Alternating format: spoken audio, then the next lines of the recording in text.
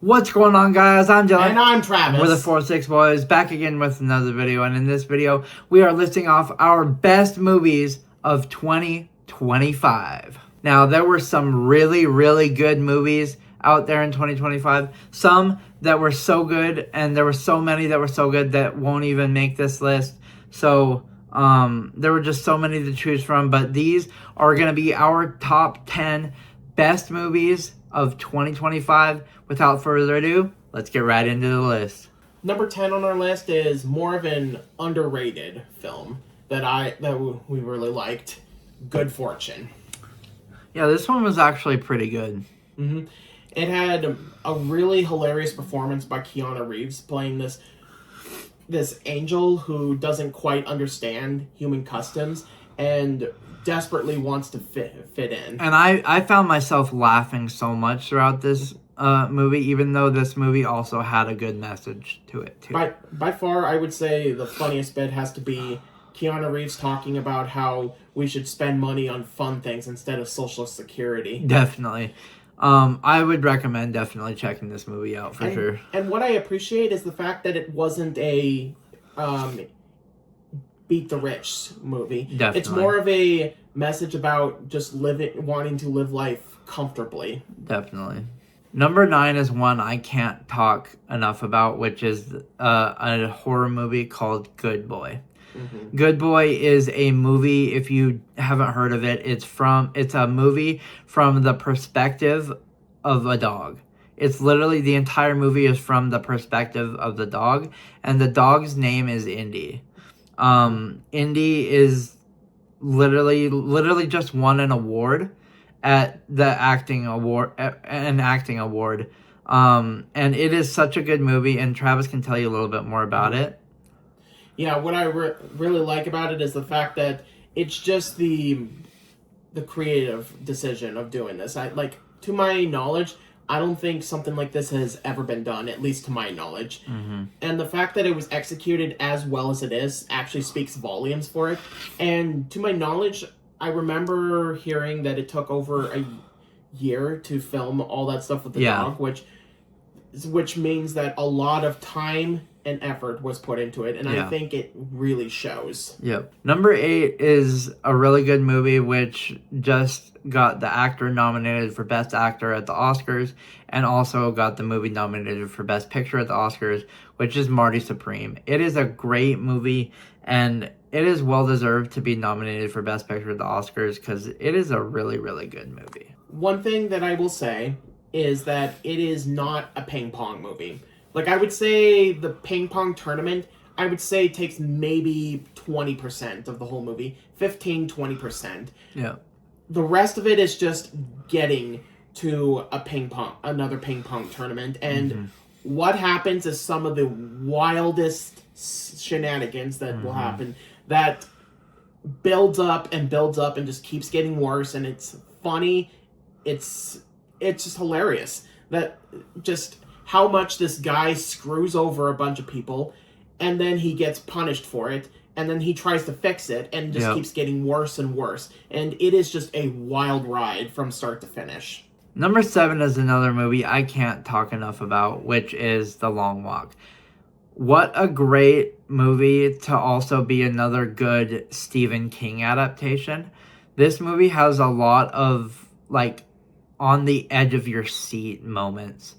I felt myself having my heart race during this movie, and it was just such a good movie and a great thriller if you're into those thriller type movies. One thing that I really appreciate is that it is an emotionally devastating movie because you grow to connect with these characters as you really it goes do. On, because once the walking starts, it never stops until the very end. So, and when we say every character, you grow with every character.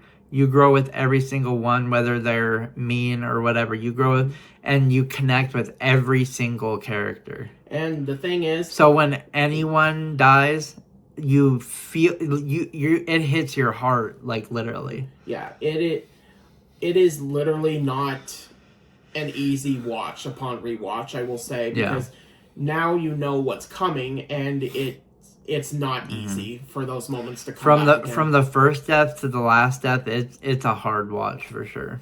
Number 6 is one I was excited for, and my expectations were completely shattered. Weapons was awesome, and it was probably my second favorite horror movie of 2025. It was like phenomenal. This movie was so good. Amy Madigan, by the way, nominated for Best Supporting Actress at the Oscars. Which I was well deserved, by the way.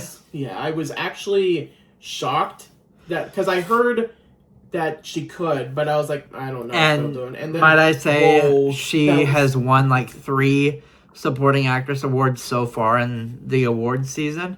So congratulations to her. But the director, he did an amazing job with this movie. And the mix of horror and comedy elements in this movie was just like chef's kiss. It also had a brilliant marketing tactic because all it just said was that the kids got up and they left, they never came back, showing grainy footage. And I think that was a great intrigue because when I saw that, I was like, I gotta see this because I gotta know. The performances overall were really great too. Yeah, like you definitely. said, not just Amy Madigan, but Josh Brolin was actually really good. Julia Garner was good. Mm-hmm. The kid, I'm sorry, I'm blanking on his name, had a lot on his shoulders, and I think he did it very well as well. Yeah. And that ending was worth the price of admission. Yeah. Number 5 is actually a movie that I was looking forward to seeing as soon as I heard about it. May not be on everyone else's list, but I'm putting it on. Ballerina.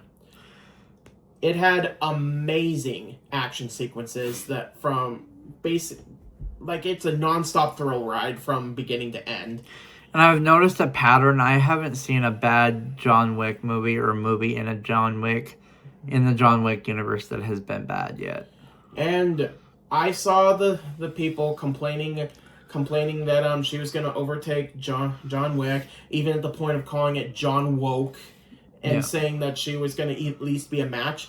But what I appreciated is once that showdown happened, she stood no chance against him. Mm-hmm. But I love the characterization of John Wick in that moment because he was sent to kill her, but he doesn't want to do that. In fact, he's giving her multiple warnings, but proving that she's not going to win the fight against him. And he could destroy her any way that at any moment. Yeah. But he was willing to help her out, essentially.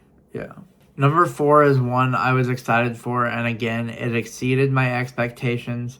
I haven't seen a war movie like this probably since Zero Dark 30.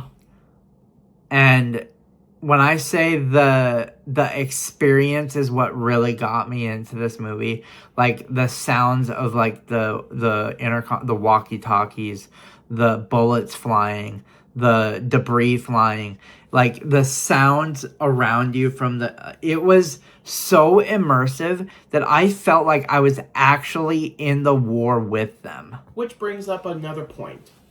How was this film not nominated for sound? I was just about to bring that up. This movie not being nominated for sound is almost a crime. It didn't even make the shortcut. Because like the short list. The fact that this is not nominated for sound, and I was fully immersed to the point where I thought I was in the war with them, is honestly a crime. Even at the point of having different perspectives and hearing the sound differ from everyone else, I thought probably the best sound mixing this year. Yeah. And it did not even make the top 15 on that list. Number 3, Superman.